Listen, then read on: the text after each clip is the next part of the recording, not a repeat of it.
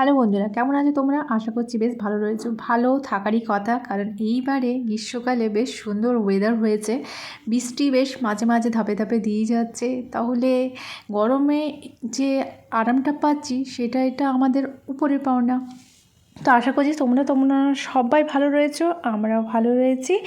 আর একটু ভালো থাকার জন্য এই যে সকাল সকাল লেগে পড়েছি ডাব পাড়ার জন্য। তার জন্য এই যে দাটাকে উপরে দেওয়া হলো, একজন উপরে উঠে রয়েছে। সকাল থেকেই আমাদের চেষ্টা চলিত, খাবার সকাল থেকেই স্টার্ট, এই খাবো সেই খাবো। আর না, শুধু আমরা নিজেরা খাবো না, এটা বিক্রিরও ব্যবস্থা হচ্ছে। এতটা ডাব আমরা খেতে পারবো না, এটা বিক্রি করা হচ্ছে। আর কি করা চাই, এত যেহেতু প্রত্যন্ত গ্রামে থাকা হয়, শহরে নিয়ে যাওয়াও অনেক কষ্ট, আর কম করেই দিতে হয়। যেটা এখন গ্রীষ্মকালের বাজারে শহরাঞ্চলে বড় বড় শহরে তো বলারই নেই, এটা 150 টাকা তো হবেই, খুব জোর।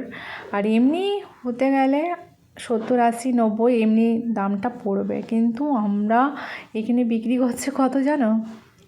30 টাকা করে, যেটা খুবই কম দাম। কিন্তু কিছু করার নেই, এইভাবেই আমাদেরকে চলতে হবে যেহেতু প্রত্যন্ত গ্রামে থাকা হয়।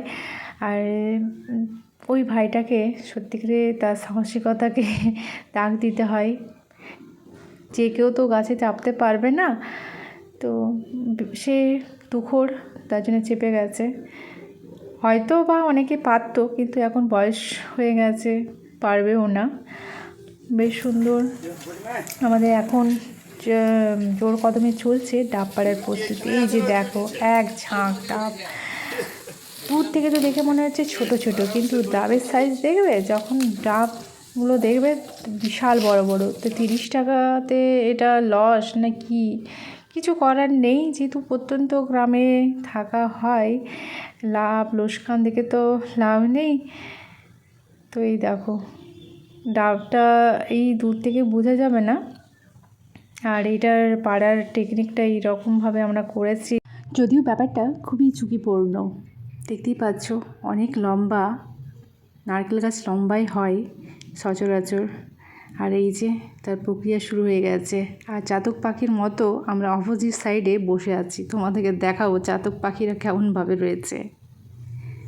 এই যে একটা চাতক পাখি, আর এটা হচ্ছে আমাদের গ্রামের যাওয়া আসার রাস্তা। আর এই যে আমাদের এই যে গ্রাম্য পরিবেশে আমাদের অবস্থা, আমরাও চাতক পাখির মতনই বসে আছি।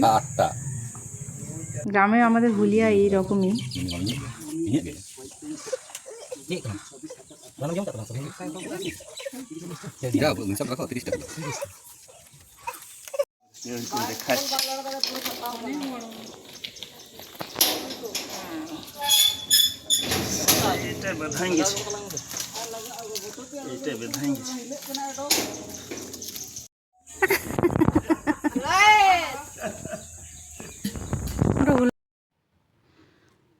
এই যে নীল প্যান্ট আর যে জার্সিটা পরে আছে, ইনিই হচ্ছে সেই বীর পুরুষ যে এই নারকেল গাছে উঠেছিল। তো তাকে দেওয়া হলো একটা, এত কষ্ট করে এতগুলো, তাকে তো পয়সা দেওয়া হয়েছেই, সাথে এই ডাবটা একটা দেওয়া হলো। এখন আমাদের বাড়ির সবাই এখন ডাব খাওয়াতে ব্যস্ত, কারণ অসুস্থ না হলে কেউ এই ডাব খায় না।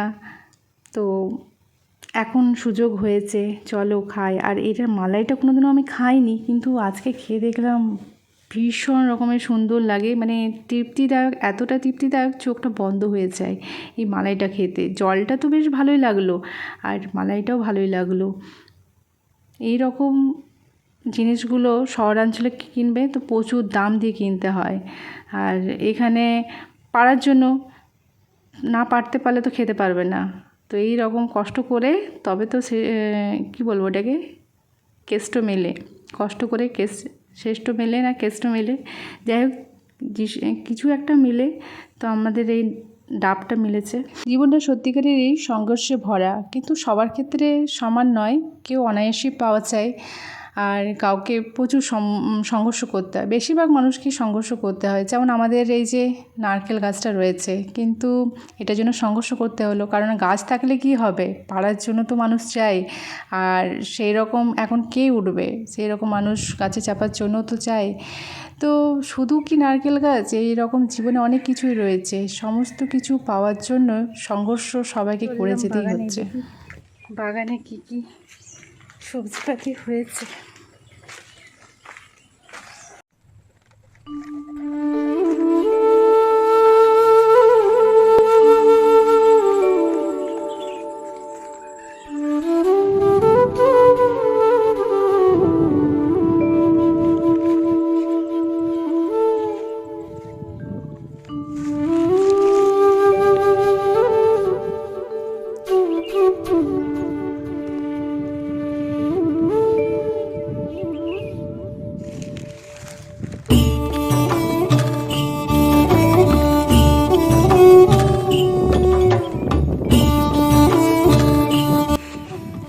কুমড়ো লাগানো হয়েছে, আর বুঝতে পারছি না শাক টাক রয়েছে, আর এটা কি জিনিস বুঝতে পারছি না। ফুল হয়েছে সাদা সাদা।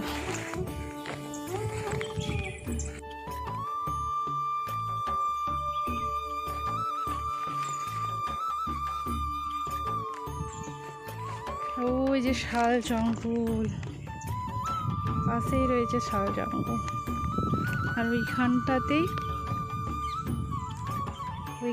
রয়েছে পুলিশ ক্যাম্পটা।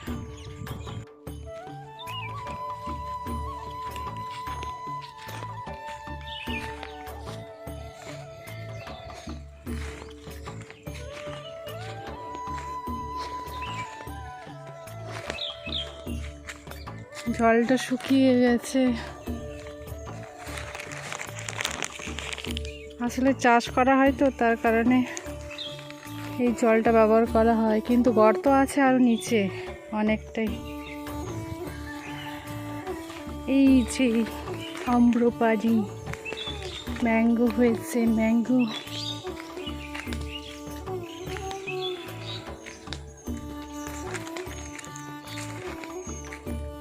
আর কি আছে, করলা আছে,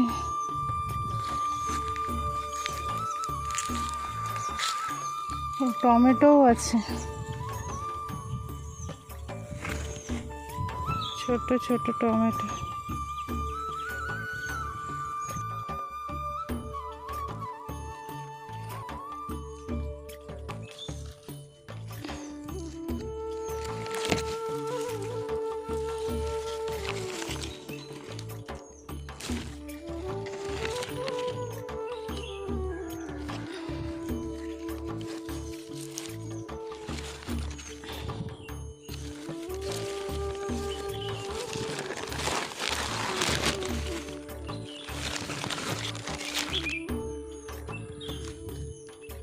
লেবু ধরেছে ছোট ছোট,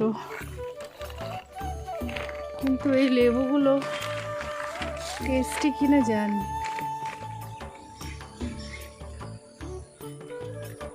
অনেক ধরেছে।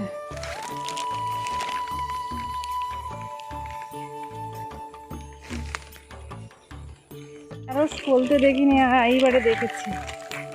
এই যে এখানে আনারস হয়েছে।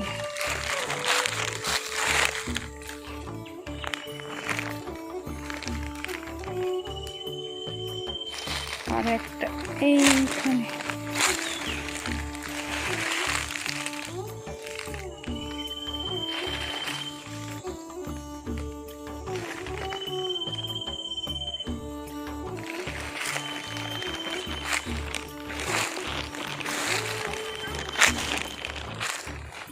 এটা তো লেবু ধরেছে, কিন্তু ছোট ছোট।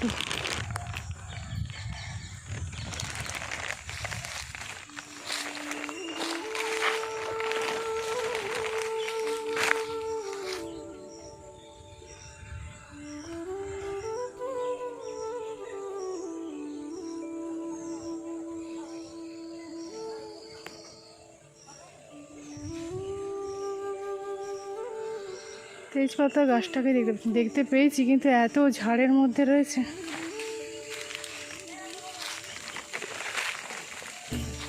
ওই যে তেজপাতা গাছ।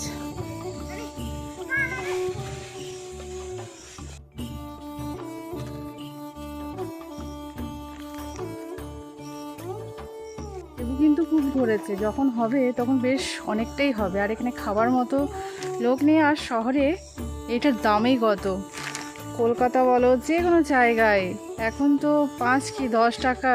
আর এই ছোট ছোট লেবুগুলো, আর এখানে এত ফলেছে কিন্তু খাওয়ার মানুষ নেই। গ্রামের মানুষদের এই রকমই। আর যখন আসবে পাইকার টাইপেরগুলো নিতে, তখন সেগুলো কম দামে নিয়ে চলে যাবে। এত পরিশ্রমের জিনিস না, তাড়াতাড়ি আমাকে এই তেজপাতাগুলো পেরে নিতে হবে। জায়গাটা তো একেবারে জঙ্গলে ভর্তি রয়েছে, আর আমি একা এসেছি। তোমার দাদাভাইকে বলে বলে আর পারিনি, আমি একাই চলে এসেছি। তেজপাতার ফলও হয়, এটা তো দেখিনি কোনোদিনও তেজপাতার ফল। মানে তাহলে এটা থেকে গাছ হবে।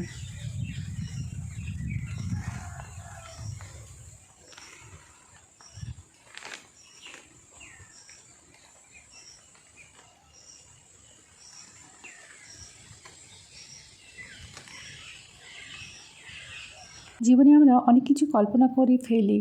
কল্পনা করাটা খারাপ জিনিস নয়, খুবই ভালো। কল্পনা করা তো ভালো, কারণ পরবর্তীকালে কেমন কি হবে।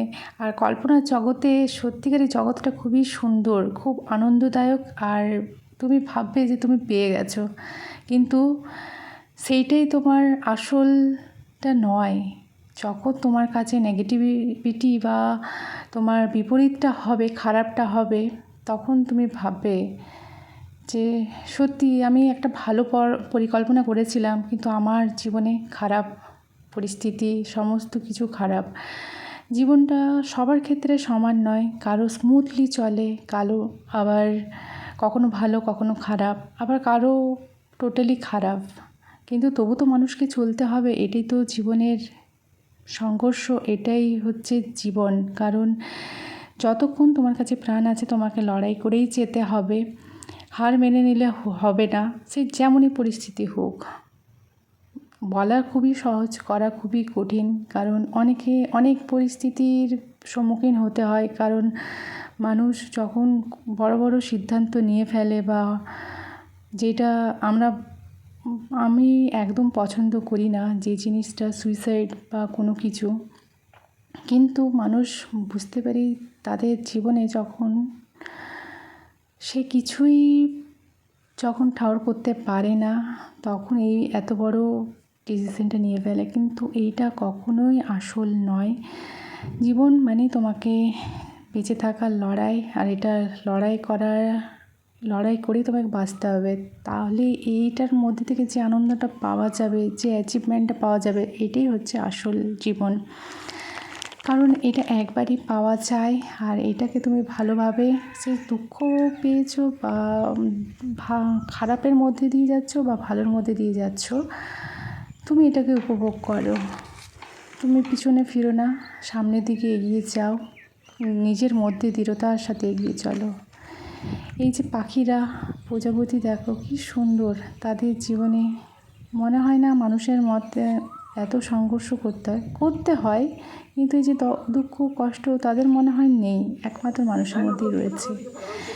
তো চলো, এইখানে একটা বিশাল মজার ব্যাপার হয়ে গেছে। এইখানে হঠাৎ করে সবাই গল্প করছিল, তার মধ্যে দিয়েই ইঁদুর কোথা থেকে নেমে এসছে। তো সেইটা নিয়ে মারার জন্য সবাই ব্যস্ত হয়ে গেছে। আর গ্রামে চলে এসছে আইসক্রিমওয়ালা। তো আমি যদিও আইসক্রিম খাই না, তো চলো বাবা, মানুষটা এত কষ্ট করে রোদে বিক্রি বাটা করছে, তাদেরও তো পয়সা রোজগার তো করার দরকার, মানে রোজগার হওয়া দরকার, কারণ তাদেরও তো জীবন আছে। তো আইসক্রিম খেলাম, তারপরে গাছের পাকা পেঁপে সেগুলো কাটা হলো। আর এই যে মাছ ধরা হয়েছে পুকুরে, ওই যে পুকুরটা দেখালাম সেই পুকুরটা নয়, আরও একটা পুকুর ছিল, সেই পুকুরটাকে খালি করার চেষ্টা করা হচ্ছে। তার জন্য মাছগুলোকে বিক্রি বাটা করার জন্য ব্যবস্থা করা হচ্ছে। তো এই যে মাছ বিক্রি বাটা হচ্ছে।